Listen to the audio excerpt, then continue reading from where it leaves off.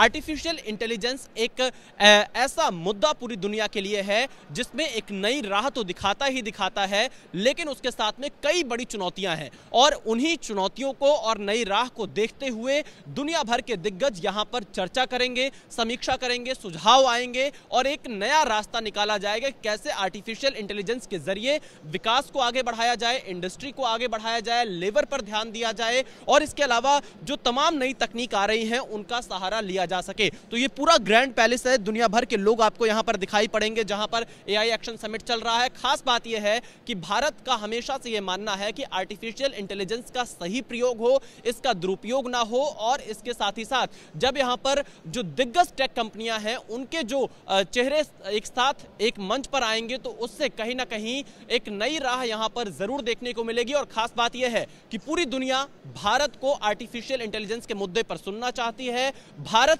जो रास्ता दिखाएगा आर्टिफिशियल इंटेलिजेंस को लेकर उसे कहीं ना कहीं दुनिया स्वीकार करेगी और इसीलिए जहां एक तरफ फ्रांस इसकी अध्यक्षता कर रहा है तो भारत एआई एक्शन समिट की सह अध्यक्षता करता हुआ दिखाई दे रहा है। कुल मिलाकर पूरी नजरें, पूरी निगाहें प्रधानमंत्री नरेंद्र मोदी के संबोधन पर रहने वाली हैं कि आखिरकार एआई एक्शन समिट से दुनिया को भारत क्या रास्ता दिखाता है। एआई एक्शन समिट में दुनिया के 90 देशों के प्रतिनिधि पहुंचे हैं, लेकिन दुनिया में हर किसी की नजरें भारत की तरफ टिकी हैं, जिससे समझा जा सकता है कि एआई में भारत की अहमियत कितनी बड़ी है।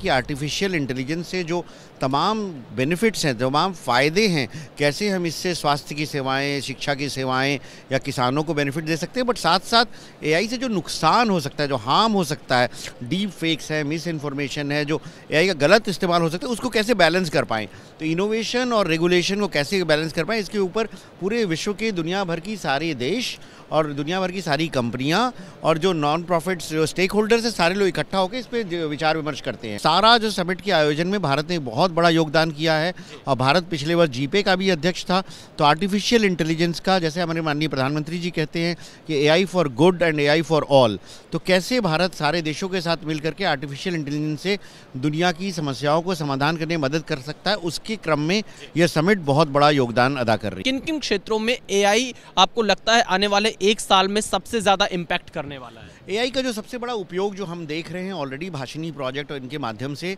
कि जो सेवाएं विभिन्न भाषाओं में उपलब्ध हो जाती है एआई के माध्यम से, उसका एक बहुत बड़ा रोल अदा हो रहा है। भारत में लगभग 900 लोग इंटरनेट का इस्तेमाल करते हैं, परंतु जो बाकी 500 मिलियन लोग नहीं इस्तेमाल करते हैं, 50 करोड़ से लगभग ज़्यादा लोग, उनके लिए वॉइस इनेबल्ड सर्विसेज एक बहुत बड़ा रोल अदा करेगी। जैसे किसी किसान को ये पूछना है कि उसके फसल की नज़दीक की मंडी में क्या कीमत है, तो वह अपनी मातृभाषा में ये सवाल पूछ सकता है, उसको जवाब मिल सकता है। इसी तरह मान लीजिए किसी गांव में किसी बच्चे को डायरिया हो रही है, दस्त हो रही है, उसमें दवाई क्या चाहिए, तो और अगर वहाँ पास में नज़दीक में कोई डॉक्टर या अस्पताल नहीं उपलब्ध है, परंतु अगर वॉइस के माध्यम से ये क्वेरी की जा सकती है, उसका जवाब मिल सकता है। लेकिन ये बिल्कुल सही होगा, ये इसकी कैसे आप गारंटी करें? इसके लिए ही एआई के जो सॉल्यूशन आते हैं उसकी टेस्टिंग की जाती है। बहुत धन्यवाद। तो ये थे अभिषेक सिंह जो कि आईटी मिनिस्ट्री के एडिशनल सेक्रेटरी। एबीपी न्यूज़ से बातचीत में कहा कि एआई का इस्तेमाल कैसे कृषि, स्वास्थ्य और डिजास्टर मैनेजमेंट के क्षेत्र में करना है, कैसे अच्छे तरीके से इसका इस्तेमाल हो, इस पर जोर दिया जाएगा और इसके दुरुपयोग पर